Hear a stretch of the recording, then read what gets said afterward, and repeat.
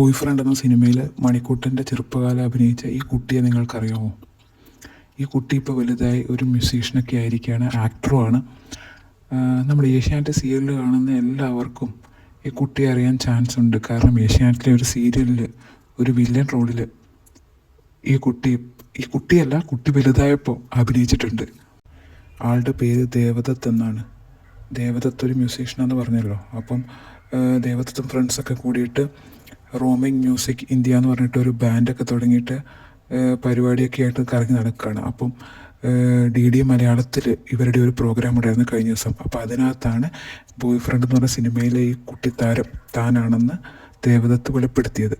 അപ്പം ഞാൻ പറഞ്ഞില്ലേ, ഏഷ്യാനെറ്റ് സീരിയലുണ്ടെന്നുള്ളത് എനിക്ക് കണ്ടപ്പോൾ മനസ്സിലായതാണ്. സീരിയലാണെന്നല്ലേ? ഏഷ്യാനെറ്റിലെ നമ്മൾ എന്ന് പറയുന്ന സീരിയൽ ഓർമ്മയുണ്ടാവുമായിരിക്കും. കുറേ സ്കൂൾ കുട്ടികളെ വെച്ചിട്ടൊരു കുട്ടികളുള്ള 5 ഫിംഗേഴ്സ് പോലെ ഒരു സീരിയൽ തുടങ്ങിയിട്ടുണ്ടായിരുന്നു, നമ്മൾ എന്ന് പറഞ്ഞിട്ട്.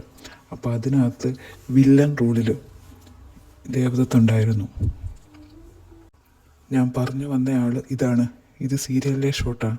അപ്പോൾ ഇതാണ് ബോയ് ഫ്രണ്ടിലെ ആ ചെറിയ കുട്ടി വലുതായ ആൾ.